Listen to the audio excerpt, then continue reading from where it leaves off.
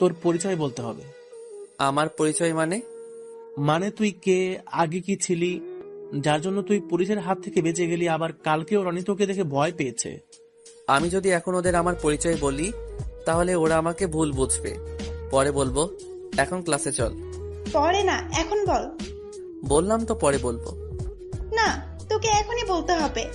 তোরা এমন করছিস কেন? বললাম তো পরে বলবো। ওরা আর কিছু না বলে সবাই ক্লাসে চলে গেল। আমি তোদের কিভাবে আমার অতীতটা বলবো তাই ভেবে একটু কষ্ট পেলাম। তারপর আমিও ক্লাসে চলে গেলাম। গিয়ে দেখি ওরা যে যার মতো বসে রয়েছে। আমিও গিয়ে বসে পড়লাম। কিন্তু পুরো ক্লাসে ওরা আর কেউ আমার সাথে কথা বলল না, এমনকি ক্লাস শেষেও না। ওরা যে যার মতো চলে গেল। ওরা এখন ইগনোর করতেছে এটা আমি বুঝলাম। আমিও বাসায় চলে আসলাম। তবে আরেকটা বিষয় খেয়াল করলাম ভার্সিটিতে, তা হলো আজ ক্লাসে সামিয়া ছিল না, তার মানে ও আজকে ভার্সিটি আসেনি। আরে আমি ওর কথা ভাবছি কেন? হ্যাঁ, আমি ওকে ভালোবেসে ফেলেছি, কিন্তু ও আমাকে মানার জন্য মানুষ ডাকলো। এখন শুধুই ওর জন্য আমার যা আছে তা হলো ঘৃণা। হ্যাঁ, আমি ওকে ঘৃণা করি। এর পরের দিন ও ভার্সিটি গেলাম।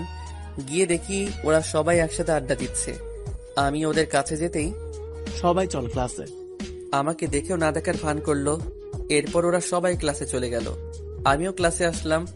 আজও ওরা কেউ আমার সাথে কথা বলেনি, এমনকি আমি বলতে গেলেও ওরা বলে না, আমাকে পাশ কাটিয়ে চলে যায়।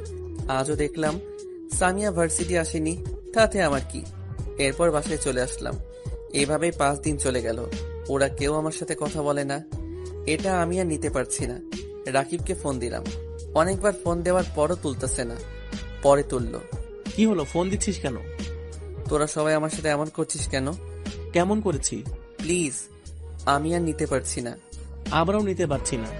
আমরা তোকে ফ্রেন্ড বানালাম আর তুই আমাদের পর ভাবিস? আমাদেরকে তোর পরিচয় বলতেও সমস্যা? আমার পরিচয় বললে তোরা আমায় মানতে পারবি না। দেখ, তুই আমাদের সবার ফ্রেন্ড। তোর অতীত যতই খারাপ হোক না কেন, আমরা তোর অতীত দেখে তোকে ফ্রেন্ড বানাইনি। তোরা সবাই আমার অতীত জানতে চাস তো? হুম। ঠিক আছে, কাল সবাইকে আসতে বলিস, আমি তোদের সব বলবো। ওকে। এখন রাখি। হুম। এরপর কথা শেষ করে ভাবতে লাগলাম ওদের কথাটা কিভাবে বলবো। আমার একটা কালো অতীত আছে যা ওরা মানতে পারবে না, কিন্তু আমার যে ওদের বলতেই হবে। এখানে আসার পর ওদেরই কাছে পাইছিলাম, তাই ওদের হারাতে পারবো না।